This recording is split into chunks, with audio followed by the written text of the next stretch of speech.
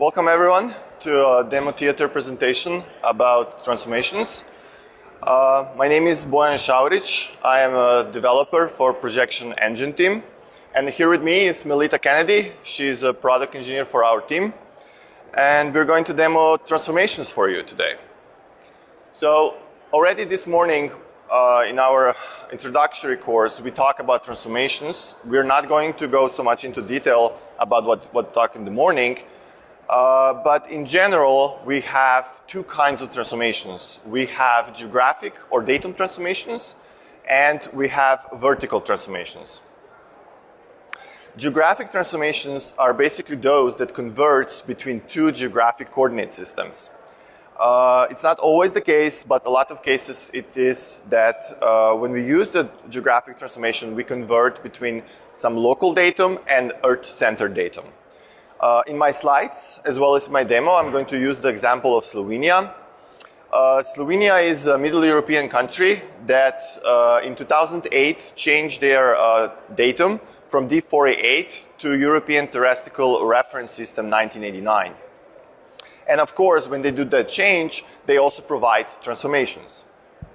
For one particular pair of geographic coordinate systems, you can have none, you can have only one, but in most cases, you have multiple transformations. They can have various areas of use. They can be based on different regions, or they can be based on different states, as it is in the US. Those transformations also have different accuracies. So some of them are more accurate than others. Here we have a Slovenian example where Slovenia is split on 3 different regions. And we have 3 different transformations. We have west transformation, we have northeast transformation, and we have southeast transformation.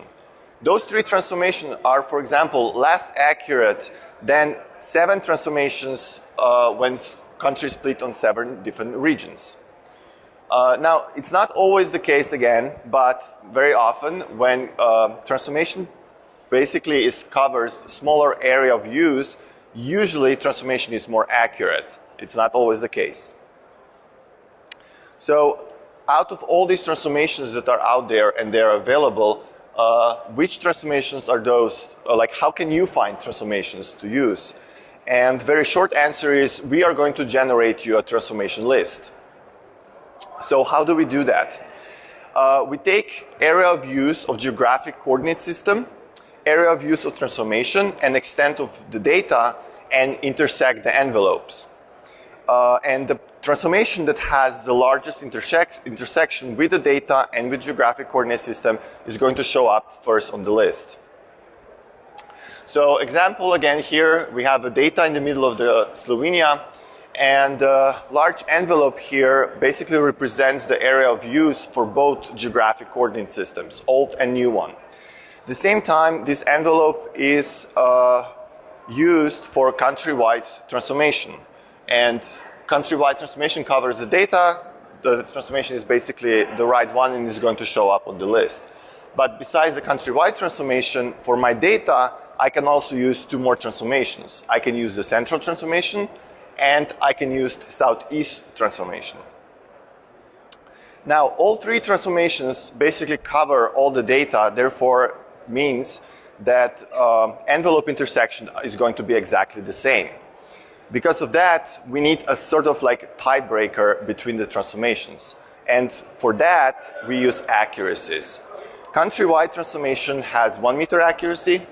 Oh, that's the one. Central transformation has 0.3 meter accuracy, and southwest transformation has ½ meter accuracy. So on my transformation list, the central transformation is going to show up first, followed by southeast transformation and central transformation. Resource for the envelopes and the accuracy, we use the EPSG database. So let's take a look, demo in Arc Pro, and see exactly how this looks like. Can you grab my papers? Okay, so here I have a topographic map of a town called Litija. If I zoom in here, you guys can see structures, you can see the river. We have also contour lines of the area. If I take a look at the spatial reference for this data, I go to Properties, Source, Spatial Reference. I can see that the data is stored in the old coordinate system, D4A8. Of course, geographic coordinate system is the same, as well as the datum. But here on my map, I'm using the new coordinate system, show up just shortly, which is the new Slovenian transverse Mercator using the ETRS 1989. So I have to perform transformation to kind of show that correctly on my map. So before we go and see the list, let's take a look more which transformations are available and how and what we can do. Okay, so here is again country of Slovenia. With the red rectangle, we have location of our data, so where our data is located. Large envelope. Oh, sorry. These are all actually. Here I'm showing all the transformations that are available. It's a mess. We cannot see all the details. So we're going to break them down for different accuracies so you guys can see the detail. So, of course, as I mentioned before, large envelope presents the area views for geographic coordinate system as well as the countrywide transformation. There are 3 transformations with half-meter accuracy. Here we have 3 envelopes, and only one envelope, which is the southeast envelope, is the one that actually is valid transformation out of those. Out of 0.3 meter accuracy transformations, here we have all of them available. We have 2 transformations that cover our data, and this is the central transformation here on the map, and Dolenjska transformation, which is like a part of a region in Slovenia. So all 4 transformations, which means Dolenjska, central transformation, southeast transformation, and the countrywide transformation basically show up on the list according to their accuracies. So now we take a look at the extents. So let's take a look how the list actually looks like. So if I go back to my map, properties, and we take a look at the list that is generated. Of course, there is more transformations, but first transformation is the most accurate ones are central transformation and Dolenjska transformation, followed by southeast transformation, and after that we have countrywide transformation that has 1 meter accuracy. So this is example when we have very local data. So what happens when I have countrywide data set? For that example, I have here a polyline layer with Slovenian railways. So if we take a look at all the envelopes of transformations, we can see that basically every envelope somehow intersects and basically contains part of the data. But there is only one transformation that covers complete data set, and this is the countrywide transformation. Because this is the only one that basically covers the whole data, this transformation shows up first on the transformation list. So if I go to the layer, to the map where I have this, and I'm trying to basically do the same conversion, in map properties, again, I'm converting from old system to new system. We can see that first 2 transformations are actually showing up countrywide transformations, and then afterwards, all other transformations are listed on the transformation list. Okay, so now my next example here is a little bit different. I have a layer of roads for Cambodia and Vietnam. This layer, if I take a look at the spatial reference, it is stored in geographic coordinate system. Let me find it. Called Kalyanpur 1975. And because I want to work with web map and I want to basically do prepare the data for a web map, I want to transform this data to WGS84. And if I'm trying to do that in Arc Pro, I got this exclamation point here saying no transformation can be found. And yes, the list turns out to be empty. Theoretically, I know that there is a transformation that exists between the Kalyan-Pur geographic coordinate system and WGS84. But a lot of questions like why this transformation doesn't show up if I know that the transformation actually exists. So let's take a look at the example as we did before, and let me move to the larger view. So the data is using Kalyan-Pur 1975 geographic coordinate system, but the area of use of that geographic coordinate system is actually India. So I cannot transform the data that is like outside the geographic coordinate system just because it's not valid coordinate system for my type of the data that I have. But for example, if I try to transform the roads of India, I should not have any bigger issues to transform that data. And let's see if this is the case. So here I have, again, Indian roads. And of course, it's stored in Kalyan-Pur 1975. And I'm trying to transform to WGS84. If I open transformation list, transformation actually shows up on the list.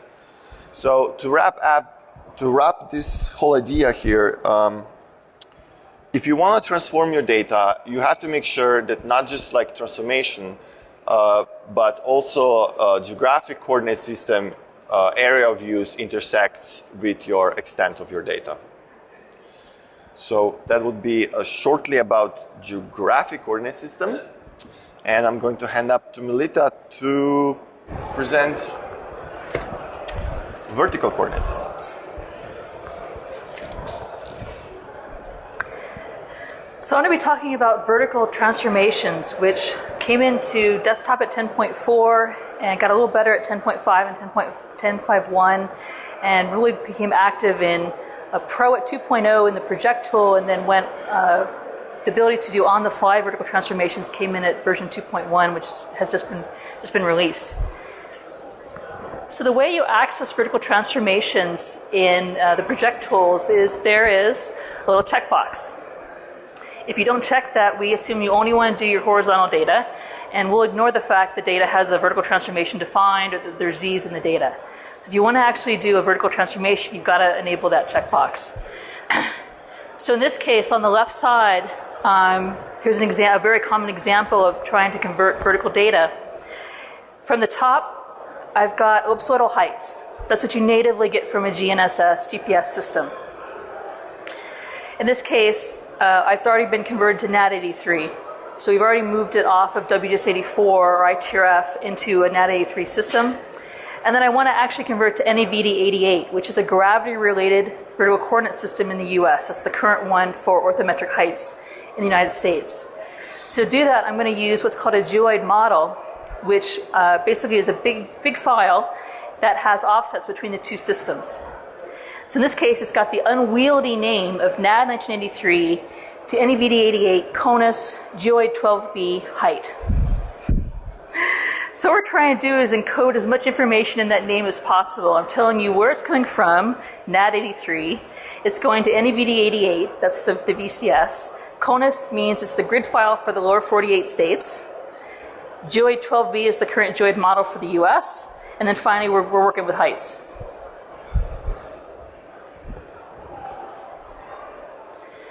So just to recap a little from what we showed this morning, when we're working with vertical coordinate systems, we do support either positive heights or positive depth values. So in this case, we've got that dashed blue line, which is an ellipsoid surface. So you can either have height above ellipsoid, which is what you get off the GPS systems, or you could have heights above some gravity-related surface like a geoid model. So you can see the dashed green line. We've got this kind of lumpy surface. It's pretty good out on the ocean, but then it gets a little bit off when we go under the mountain, under the topography on land. And that's all gravity related. So it's all dealing with either tides or whatever's going on in the topography. Is there a big fat chunk of iron under there pulling the geoid surface around? So if I'm working with ellipsoidal heights, normally they're denoted with a small h. So you can see on the right side, that's showing that that height is being calculated from the ellipsoidal surface up to the topography. A gravity-related surface or orthometric heights, usually a capital H, and there in that case we're measuring from the geoid surface, again up to wherever the topography is.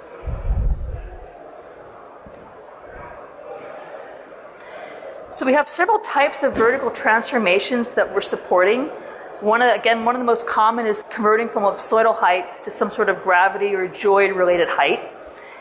And so in this case, if we start in the orange box on the lower right, we're going to be on geographic coordinate system A, for instance. And with it, we've also got ellipsoidal heights A. So they're on the same datum as the geographic coordinate system. So for instance, we might work with NAD 1983 and have NAD 1983 ellipsoidal heights. The trouble with ellipsoidal heights is that water may not actually go downhill when you're ellipsoidal heights. So when you're actually doing a lot of analysis, you may want to get to some gravity-related surface where you're going to have a better reflection of what's going on in the world. So in the green box, I'm still on GCSA, so I've kept my geographic coordinate system, but now I've gone through a transformation to get those heights from ellipsoidal heights into that gravity-related surface.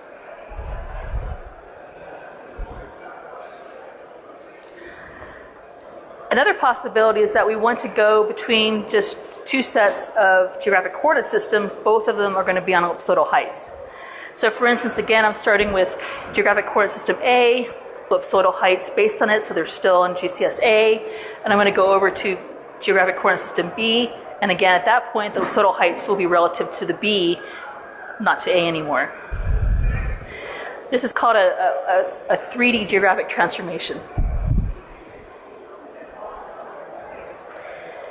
We also might want to strictly convert between two gravity-related surfaces. So for instance, we might want to go from NGBD 29, which is the older vertical coordinate system for the US, to the newer one, NAVD 88. And in that case, again, the GCS-A will stay the same. We'll only convert the Z values.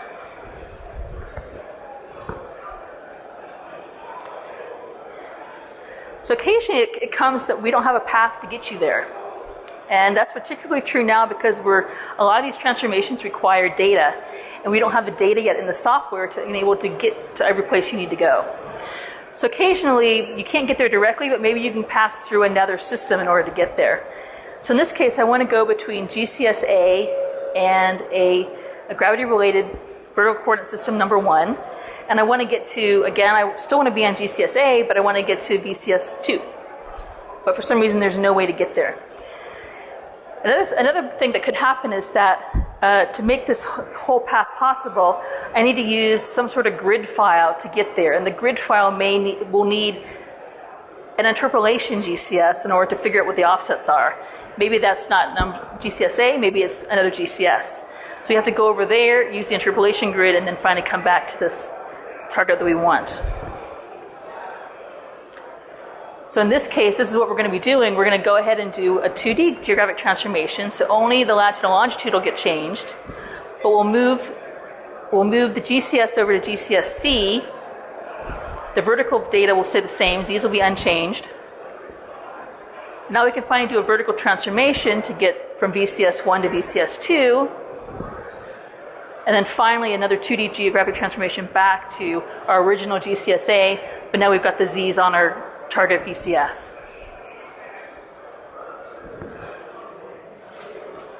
Okay, so now I was going to show that to you.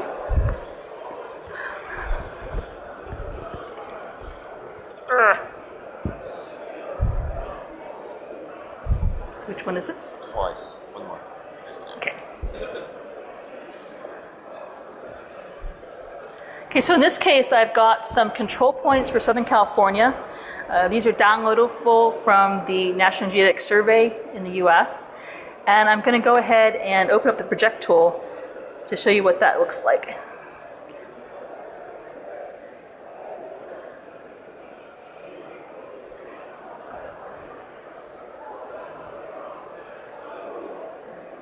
So my input data is on, the geographic coordinate system is NAD 1983, and the vertical coordinate system is also on NAD 1983, so I've got ellipsoidal heights.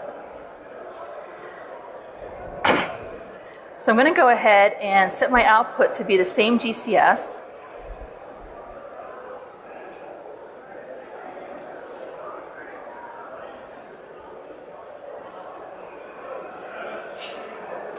But I'm going to set my vertical to be NAVD 1988. Now when I OK that, nothing there, right? I didn't check on vertical.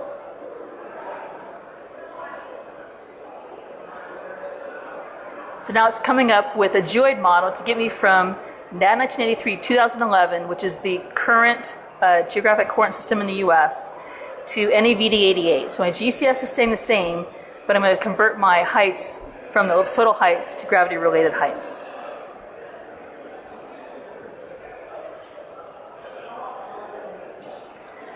So now instead, I want to go ahead and just change it to something else. And I'm going to switch over to the vertical. And I'm going to go ahead and put it on NGVD 29.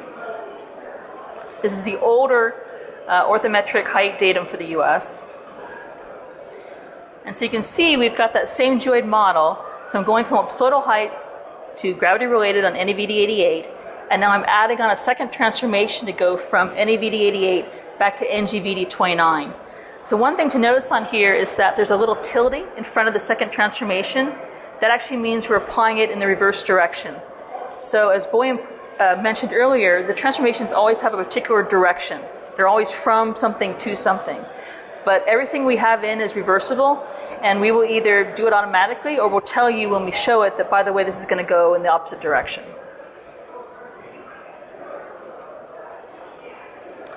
So now I want to go ahead and change the geographic coordinate system, make it a little more complicated.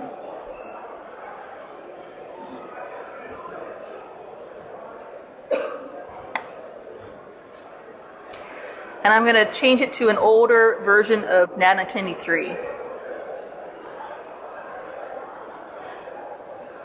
So now we're ending up with several transformations. Sorry, this is going to keep going away on me.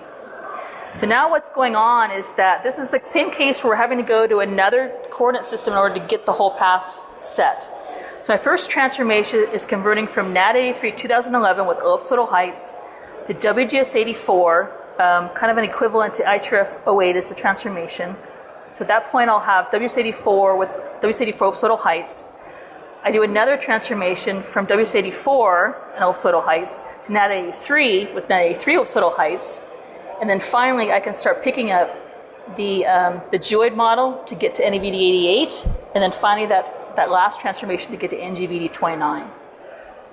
Currently the combined horizontal vertical transformation function that we use to generate this list of transformations is set to give a max of 4 transformations. So we've hit our limit right here.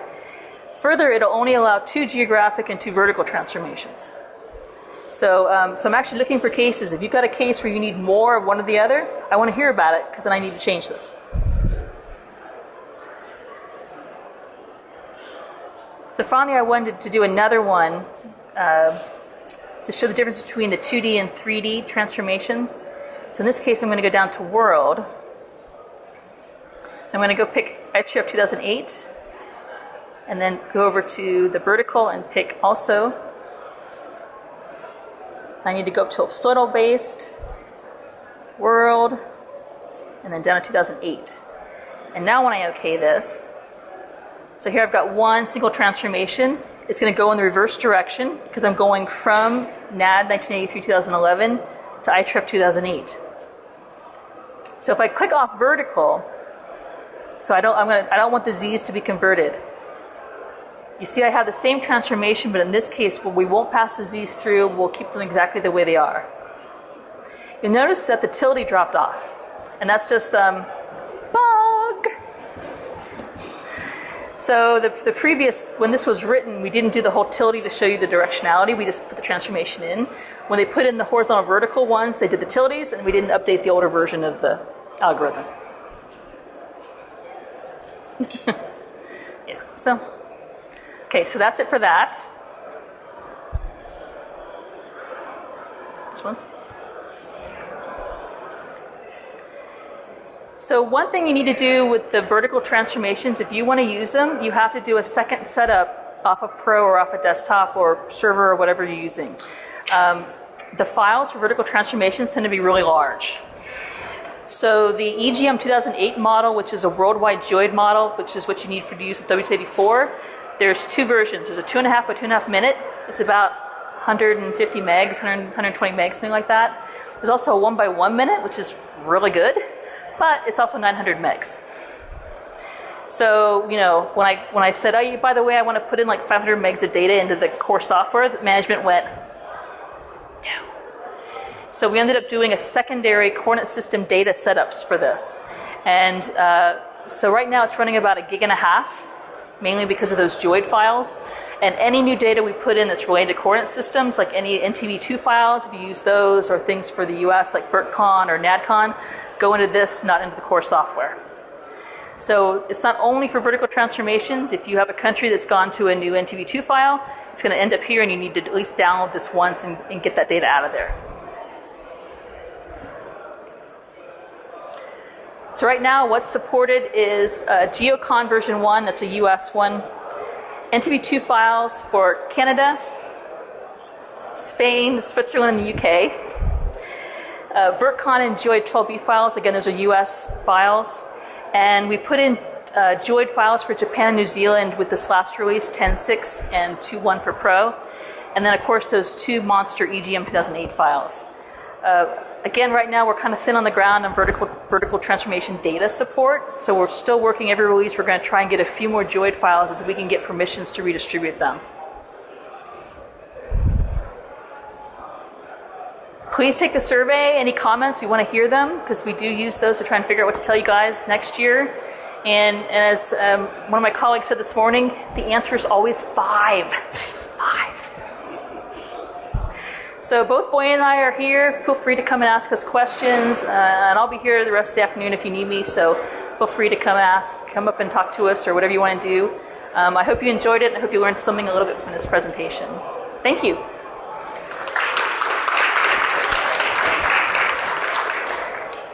Questions? Yeah, so questions. Sorry, it's really loud.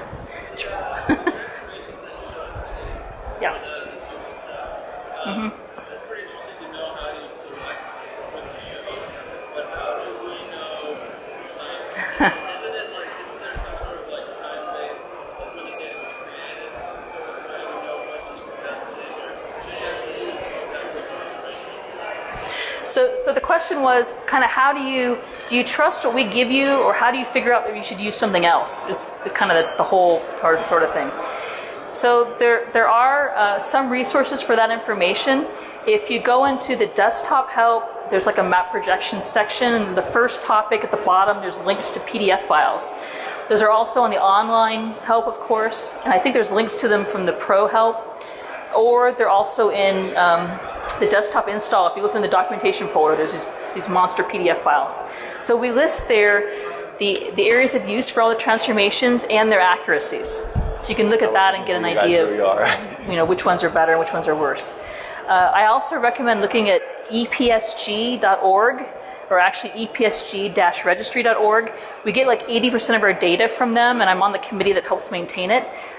Basically anybody, any country or a company that says, yes, I'm using this coordinate system and I would like it supported, give it a well-known ID number so I can use it in my WMS service, they put it into the registry. And you can look there and they'll have information about the source and when the datum was originally defined and things like that.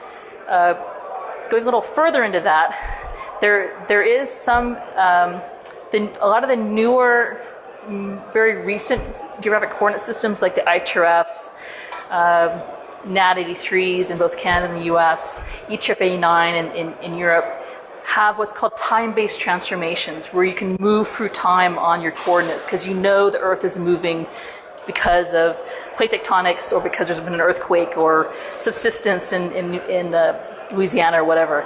And we're working on getting those supported, but they're not there yet. So.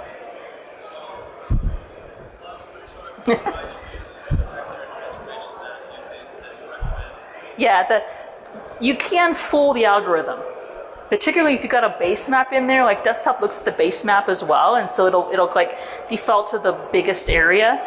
So that's often like misleading if you've got base map data in there, and you got to be real careful about that. But generally, particularly if you're working locally, we're going to try and give you the best one we can get out of the list. Yeah.